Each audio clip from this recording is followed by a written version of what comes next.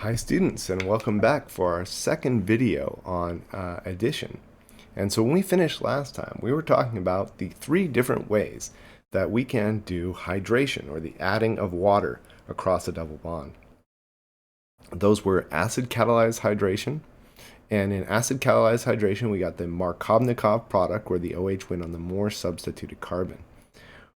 However, in the acid-catalyzed hydration, there was a possibility for carbocation rearrangements.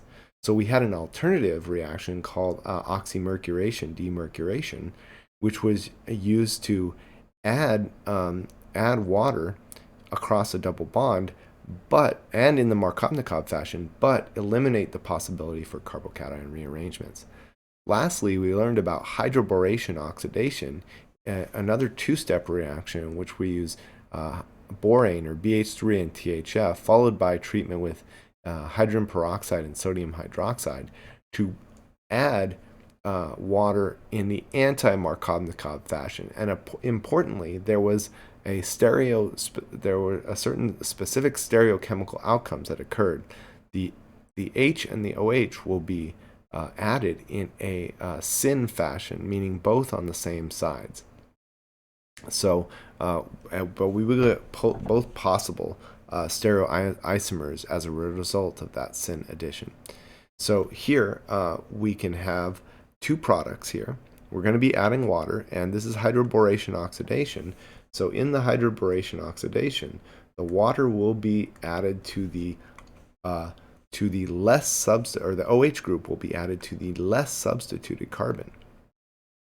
So in this case here, we are going to have the OH group is going to be attached to the less substituted carbon. And just to be specific here, this will end up on the dash, and the hydrogen here will also end up on the wedge, because this addition occurs in a Syn fashion. Okay. Now we will also have the enantiomeric result, the enantiomer of this one, where we have the OH added from the bottom, or the dash. Also the H will be added on the dash, and therefore the methyl will be on the wedge, and we'll have both of these results here. So the water can be added on the top like this, on the wedges, H and OH like this, or it can be added on the bottom. In this case, since the H is added on the wedge here, the methyl group is on the dash. Here, where the H is on the dash, the methyl group must be on the wedge. And so those are the two possible products. Notice that in both cases, the OH is attached to the less substituted carbon.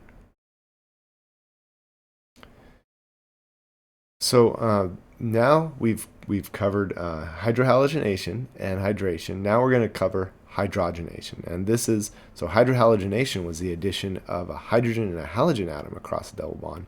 Hydration was the addition of a hydrogen and an OH across a double bond. Hydrogenation is the addition of a H2 across a carbon-carbon double bond.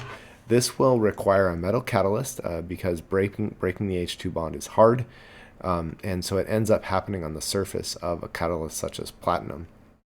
And these catalysts are like the catalysts that are in catalytic converters. If you ever wonder why catalytic converters are so expensive, it's because they contain catalyst metals like this, which are expensive and rare sometimes. And so when we add the H2, this is going to add a hydrogen to each side of the double bond. So, since we don't draw hydrogens on the bond line structures, you can see it just effectively, it looks like we just got rid of the double bond, right? But in actuality, what happened was we added a hydrogen and a hydrogen, right? So I should draw this as a dotted line. The hydrogen is being added here.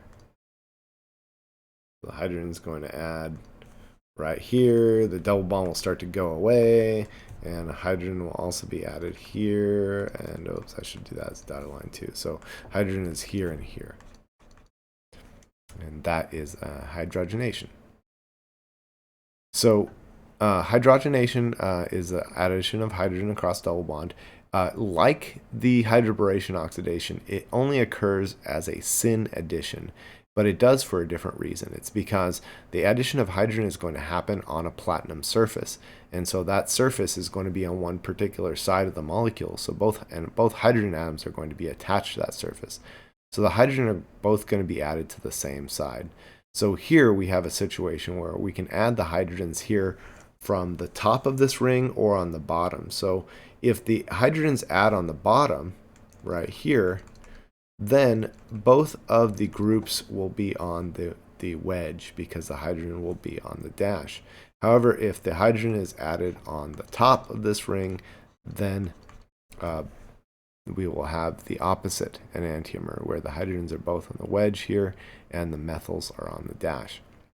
We will not get any other isomers, so we will not get the isomer where one of these on a wedge and one of these on a dash, because this will be happening on the platinum surface, so the hydrogens can only add on the same side.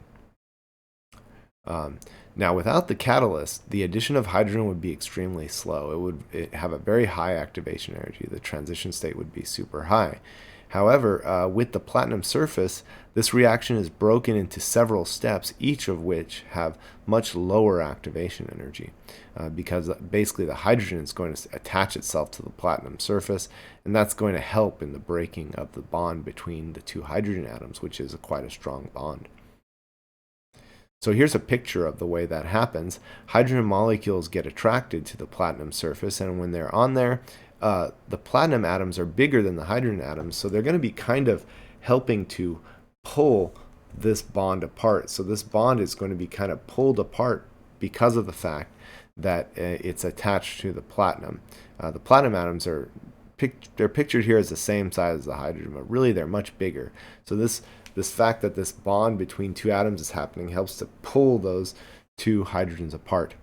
And then so they're pulled apart on the surface, and that really reduces the activation energy for the first step of breaking that bond between two hydrogen atoms. At that point, the alkene then makes a bond here to the metal atoms, and that leaves it free here to attach to a hydrogen atom on this side, which it does. So it grabs a hydrogen atom on this side. Then lastly, a nearby hydrogen atom will attach to this carbon, and this bond will be broken, and ultimately you'll have the addition of hydrogen. So you can see, because this happens on a surface, the hydrogen atoms have to add on the same side, right? This is already attached on one side. So once one hydrogen atom is added, the other one has to add on the same side. The Syn addition of H2 will produce a pair of enantiomers. As I said, if we're adding these, we'll have the wedge and the dash, but watch out for meso products, like in this case, because these two groups are the same. This compound is meso. These two are the same thing. I could take this structure, I could flip it like a pancake, and it would be the same as this other one. So because of the symmetry here, this produces a meso product. So always watch out for this symmetrical addition of hydrogens. What I mean by symmetrical is we're adding the same atom, hydrogen, to both carbons. With symmetrical additions like this, you can commonly get meso products, so you have to watch out for a potential meso product. Now, it is possible to do this with other catalysts that will occur in the same phase, meaning solid, liquid, or gas, as the hydrogen. Platinum or palladium, being a solid while hydrogen is a gas, is in a different phase, solid versus gas. So the platinum or palladium is what we would refer to as a heterogeneous catalyst, meaning it's not in the same phase, solid, liquid, or gas, as the hydrogen. Whereas a homogeneous catalyst, it does dissolve in the reaction medium. It's well mixed in the reaction medium, and so it will mix in and give it a different result, essentially. One example is this so-called Wilkinson's catalyst. You don't have to memorize what this is. This is just telling you that there are other catalysts that can happen, or that can be used besides these platinum or palladium solid surfaces. So remember that we can end up with chiral centers here when we add the H2. So we're going to get mixtures of isomers, but remember that the H2 adds on both the same side here. So here, if in this case, this methyl is on the wedge, and that's because on this carbon, the hydrogen added on the dash, the other hydrogen added on the dash too. Okay, but the fact that this hydrogen is on the dash means that this methyl group is on the wedge here. Whereas we can have the opposite, where the hydrogen adds on the wedge. So both hydrogens on the wedge here, which means that the methyl must be on the dash at that point. And so this is, in this case, there's a chiral center here on this carbon. And so since there's only one chiral carbon, we don't have to worry about meso in this case, right? But if we have two chiral carbons like this, there is a potential for meso. If R1 and R2 are the same, this is meso. If they're different, then it's not.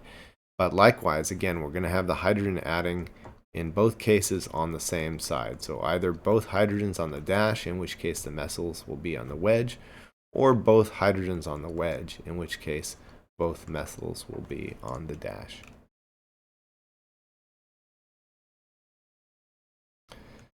So if a chiral catalyst is used, it's possible to synthesize only one enantiomer. And so there are variations on the Wilkinson catalyst that contain chiral parts to them. So these three parts here can be chiral, and that can help us to direct towards a particular stereochemistry, one over the other. And so practically speaking, this is a way that it can be done. There are other chiral catalysts that can be used to help us synthesize only one enantiomer.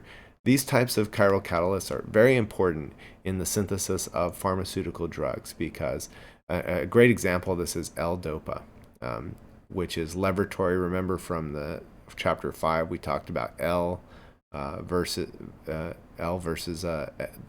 laboratory versus dextratory, L versus D. L/D, which is not the same as R and S, right? It's just that's talking about how plane polarized light is rotated. But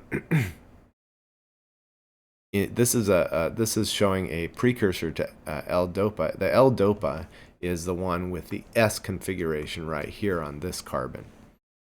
And so it turns out that L-DOPA is very effective for treating Parkinson's because it can cross the blood-brain barrier. However, so the S stereoisomer here, but the R isomer will not be effective at all. And so this kind of chiral catalyst for adding hydrogens on one particular side rather and not the other is extremely important. It allowed for the synthesis of L-DOPA, which is a very common treatment for Parkinson's now. And the guy Knowles here that was involved in this particular chiral catalyst won the Nobel Prize in Chemistry in 2001, and has, this reaction with this chiral catalyst has made a lot of people's lives very much better because of that treatment for Parkinson's. So if a chiral catalyst is used, you can synthesize only one enantiomer. Here's another example of using a very complex chiral catalyst to also produce only one enantiomer for the most part, and not the other. So here we can see that in this addition here, we get the enantiomer where the hydrogens that were added are on the dashes here and not on the wedges. And so the methyl group here is on the wedge. You don't really need to memorize these reagents or these chiral reagents or anything. This is just to let you know how important it is to be able to direct the stereochemistry of the addition of hydrogen to get a particular product, particularly in pharmaceutical chemistry. Halogenation. So that was hydrogenation. This is what we refer to as a symmetrical addition. We are adding two of the same atom, right? Halogenation is also a symmetrical addition. We're adding two of the same atom, halogen atoms, to each carbon on the double bond.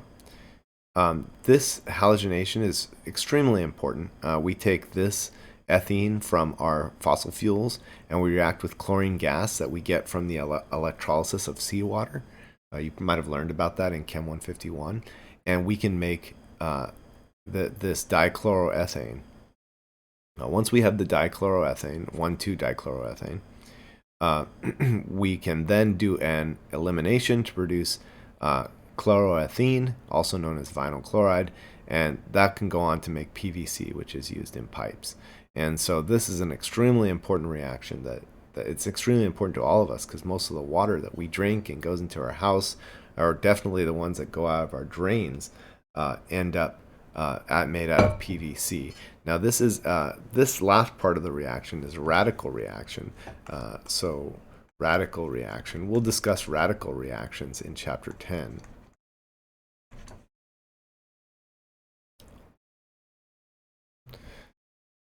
So halogenation is only practical with Cl2 and Br2 for reasons that we'll talk about. But basically, halogenation with I2 is not so good.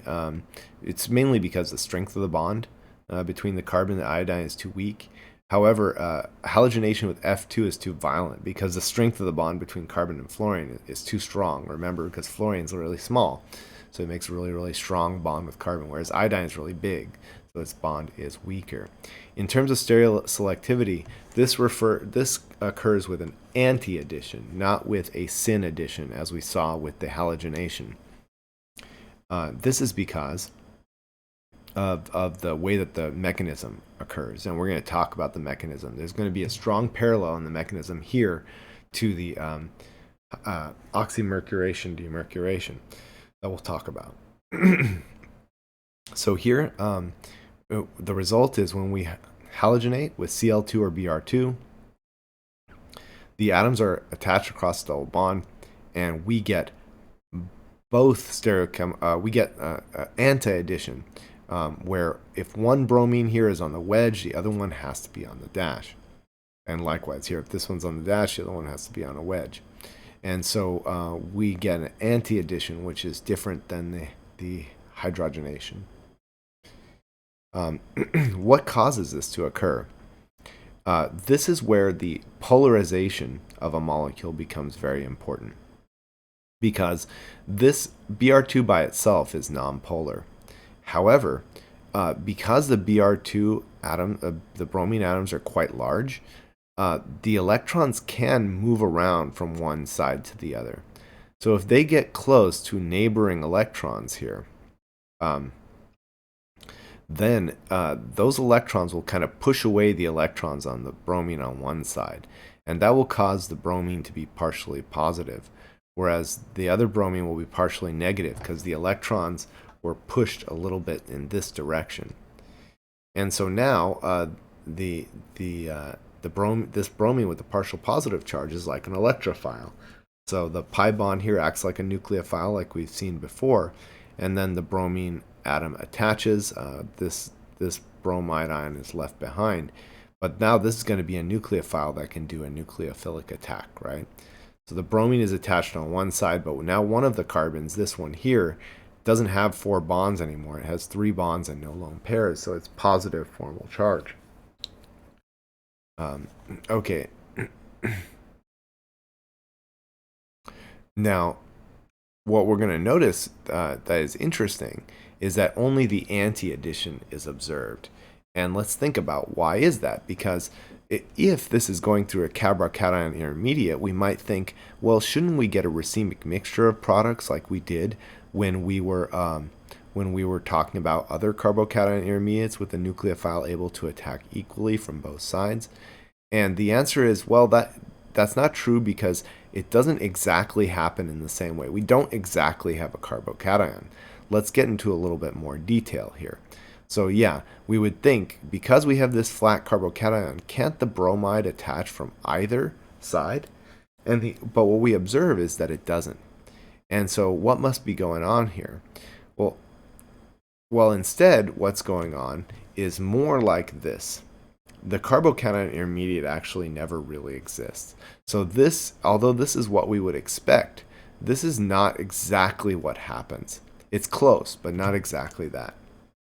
What happens is that as the the pi bond here is doing a nucleophilic attack to this bromine, and this bond is breaking to this other bromine. This bromine is also attaching to the other carbon. It's quite large.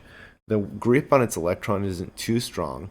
So you end up what's referred to as a here as a bromonium ion. And notice the parallel here to the oxymercuration demercuration, right? When we were talking about oxymercuration demercuration, we ended up with this mercurinium ion, HgOAc, OAc. And it was attached here to both, and it had a positive formal charge here. This was the mercurinium ion in the the oxymercuration demercuration. And so we had this bond where the mercury was kind of occupying both spots in the carbon. A similar thing is happening here. So this was the mercurinium ion. This is referred to as a bromonium ion. The bromine here has a positive formal charge because it has 6 dots, but bromine is in group 7, so it would normally have 7 valence electrons, so it's short one. That's why it has a positive formal charge. But notice how that blocks one side of the attack. So the bromine must attack from the bottom side. And so we have a nucleophilic attack, and at the same time we have a loss of a leaving group. So this is very much like almost like an SN2 type of mechanism. And so we get the formation of the bromonium ion, the nucleophilic attack of the bromonium, the bromide ion, and the loss of the leaving group here, and then we get the anti-addition. And so this is the reason why we get an anti-addition of bromine. Now, do you have to memorize that there's an anti-addition? You really shouldn't. What you should do is understand this mechanism so you know why this occurs. It's because of this bromonium ion intermediate, and that's something I will definitely ask you about. I will definitely ask you for mechanisms where bromonium or mercurinium ions are an intermediate. And so this can help us to explain so that we don't have to memorize that the result is an anti-addition. So halogenation is stereospecific. So in terms of the starting alkene here, notice that because of the intermediate, this kind of locks everything in place with the bromonium ion. So in the intermediate here, when we have the Br2, Br, and we have the nucleophilic attack on the bromine, the loss of this bromide ion here, and then this bonding here, we end up with this bromonium ion. And so these guys here are locked into place. They cannot rotate with this bromonium ion because it's bonded twice here. There's no way to rotate around this single bond. Right here, it can't rotate. So the result is that when the subsequent bromide ion attacks, it's always going to attack from the other side. And so we end up with this situation where we're going to have one bromine on the dash, one on the wedge, or the opposite, where we have this one on the wedge and this one on the dash. Now, because this is a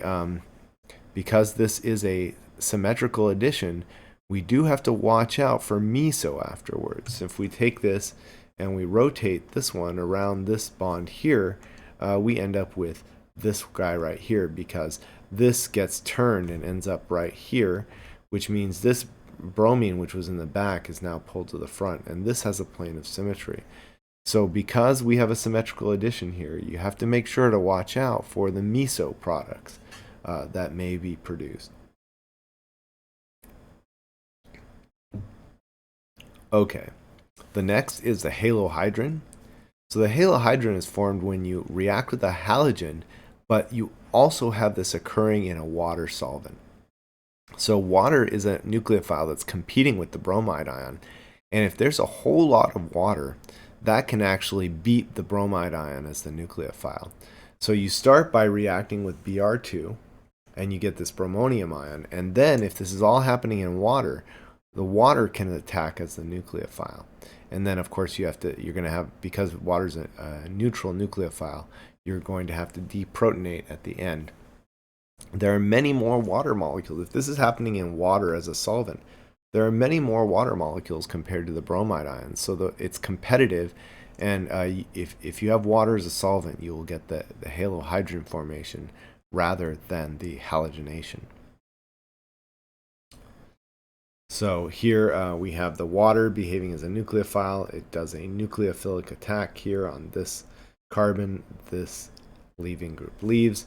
But notice we have a protonated water here. So another water comes by and deprotonates it. And so we get the water here grabbing the electrons, and then these electrons are left. So now we have 2 electrons on the oxygen here. Notice, because of the bromonium ion intermediate, we do get the anti-addition again, okay? And so when it comes to the addition, again, we get the anti-addition. So the way this will look when you write it down is it will have the halogen and it will have water. And so you'll add 1 halogen atom here and then the OH group, and these will be the anti-addition. And so this is a halohydrin, which specifically, if it's a bromine, you could call it bromohydrin. It's a chlorine atom added, you can call it a chlorohydrin. So a halohydrin formation will be regioselective, and this is because of what is occurring here when the water is attaching. So in the halohydrin formation, notice it's not symmetrical. We're adding 2 different types of groups here, the halogen and the hydroxide. So we have to think, where is the halogen going to go? Where is the hydroxyl group going to go? And the halide is going to go on the less substituted carbon. The OH is going to add to the more substituted carbon. So if we're reacting this with Br2 and water, the OH is going to go to the more substituted carbon. So the OH is going to add right here, and it's going to end up here. And the bromine will add to the less substituted carbon, which is this one here. So it's added right here.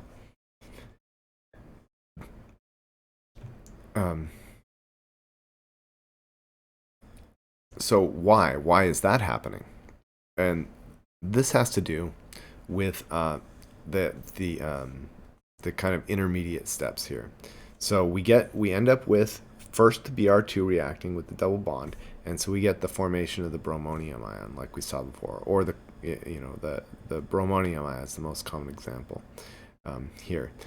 And now when it comes to the water attacking here, this is going to be the preferred site of attack. It's going to be the more positive site. Why is that? Well, it's because if this bond is kind of partially formed, which it is, it's kind of weak bond, it's either the electrons are going to be more right in here on this bond or more right in here. And the answer is that there will be stronger electron density in this bond on the right here, this one colored in blue. The one colored in red here, this is going to be a kind of partial bond. And so this positive formal charge will kind of be spread out to partially here and partially on the bromine. Well, having that partial positive formal charge on the more substituted carbon is much more stable. And so the result is that this carbon here, being partially positive, is going to be more attracted to the nucleophile. The nucleophile is going to preferentially attack here, and then simultaneously this leaving group will leave. And then finally you have the deprotonation of the OH. So here's a diagram showing that when the nucleophile is attacking, this bond here is starting to break, and so that puts the partial, in the transition state, the partial positive charge on the more substituted carbon. And so this is a much lower energy transition state, and the result is that the nucleophile attacks here at this more substituted carbon rather than the other one.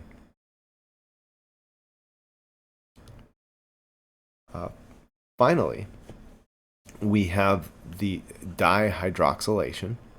This is going to happen in various ways, and we'll get more details about the mechanism of dihydroxylation when we get to chapter 10. But dihydroxylation means adding 2 OH groups, one to each carbon in the molecule.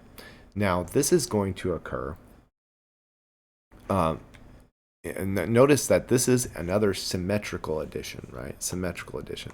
We're adding the two of the same group. So we have to think about the stereochemistry and also have to consider if there's a possibility that there will be a meso result. So you have to keep your eyes open to that. So anti-dihydroxylation is a two-step procedure.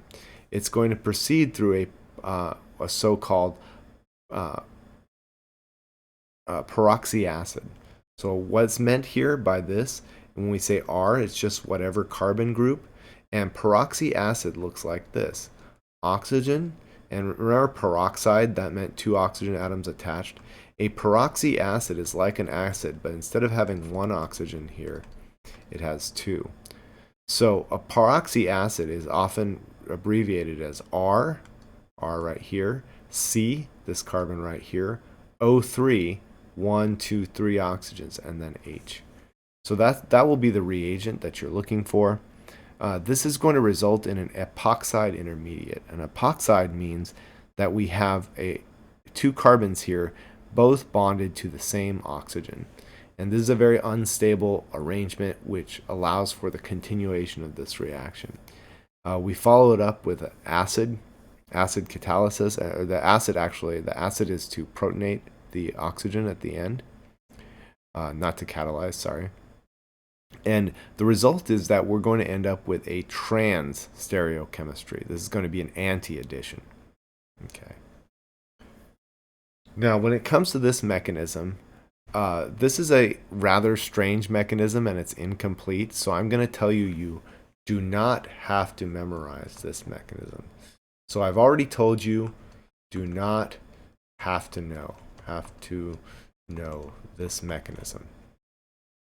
Okay. I'm going to tell you don't have to know this mechanism because it's only partially known anyways, and I don't like to make you memorize partial mechanisms. It doesn't help very much.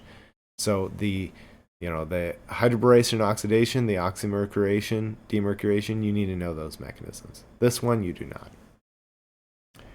But what's going on is this very, very complicated process here where the pi bond here is attacking the oxygen. And the reason why is because it's a peroxide. Otherwise, it would not want to attack at all. But because of the fact that this is pulling its bond apart, we can see this bond breaks right away. Then we have this pi bond here to the oxygen ends up making a bond to the hydrogen. And that bond from the hydrogen to the oxygen is being broken as the bond here is being formed. So we get this very unusual transition state here, and that ultimately leads to an epoxide intermediate because now we have each of these carbons bonded to this oxygen. And you also get a carboxylic acid as a byproduct. So peroxy acid will be used as a reagent. Most commonly, you'll see this written as RCO3H, but you'll also very commonly see it written as metachloroperoxybenzoic acid, or MCPBA. So these are going to be the two reagents that you're going to want to be looking for that tell you that you're doing an anti-dihydroxylation.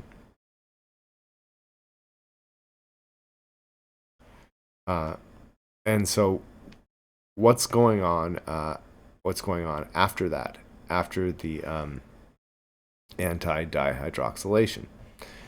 Well, you've got this epoxide. The epoxide here and notice step 2, we needed a acid, right, for the second step. So the second step involves the acid, and what the acid does is it protonates this first oxygen. So we have the epoxide. The epoxide does a proton transfer and grabs this proton from the acid, and now we have this protonated oxygen that has 3 bonds and 1 lone pair, and so it is positively formal charged. At that point, the water will do a nucleophilic attack. This is an SN2 reaction where we have backside nucleophilic attack while we simultaneously have the loss of the leaving group here. And that leaves us now with this carbon attached to this oxygen. It is now 2 bonds and 2 lone pairs because these electrons are now lone pair. And now we have the water attached. We're almost done. We need to deprotonate the water. So you can see here, in fact, the acid does get recovered. So this is actually, in fact, a catalysis. I had misspoke earlier there, and we had the anti-dihydroxylation. So the acid here catalyzes this. It does protonate the oxygen, but then it ends up being recovered, deprotonating the water. So note the similarities between these reactions that we've seen, many of them. We have the protonated, the epoxide with the oxygen attached on both sides. We have bromonium ion as an intermediate, and we had the mercurinium ion as an intermediate. These have a +1 formal charge, so these make good electrophiles. So we end up with nucleophilic attacks on the back side there. They all produce anti-products. So do you have to memorize that these produce anti-products? No, as long as you understand the mechanism, you will know that, right?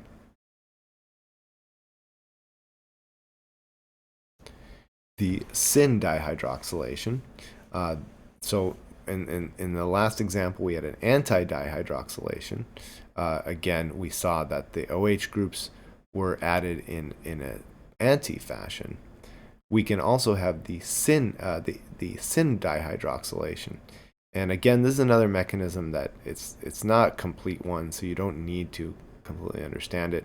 But the reagents are going to be a reagent like OSO4. There's going to be a couple of other ones. These make this this bond between these two oxygen atoms. Then we treat it with sodium sulfite and water, or sodium bisulfite and water. And the mechanism is not completely known, but we end up with hydrogen attached to each of these oxygens, and the OS and the two other oxygen atoms leave. And so this is the reason why we get a Syn addition, is because these two oxygens had to add on the same side. They were part of the same molecule.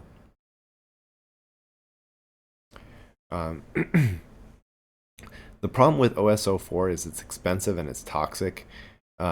So alternative reagents can be used.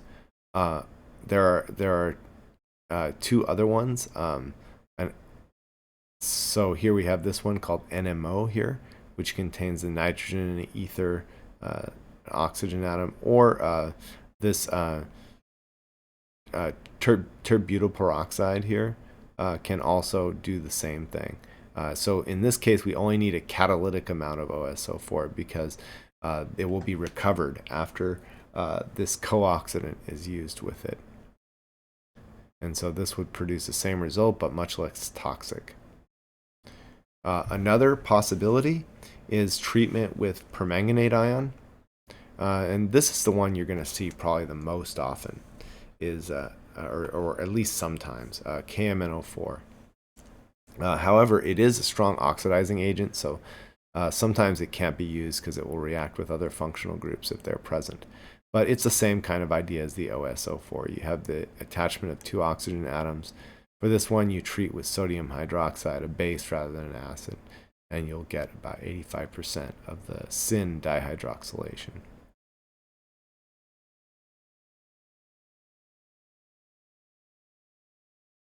And let's see. Let's see where we're at here.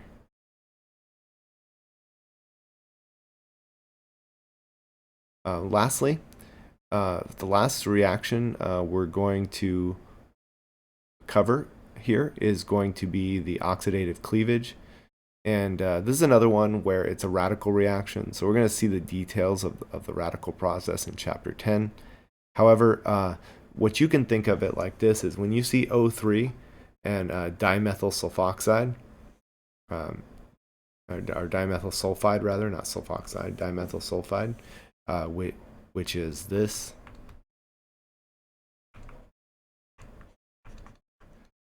So this is, we have the O3 here. What you can think of it as is when you treat with O3 with as a first step and DMS as a second step, you're going to chop here, and then you're going to add oxygen, oxygen. Okay. So see what happened here? We chopped at the double bond, and that left us this, and we put oxygen there. And we chopped at the double bond here, that left us this, and we put the oxygen atom there. So in terms of the details of the mechanism, you don't need to know this yet, but you can think of it as a result is that you chop the double bond and put an oxygen at each spot where the double bond was. Ozone, this is the Lewis structure for ozone, O3. It does have resonance. That's not too important here. It's a little bit important, but it's not that important here.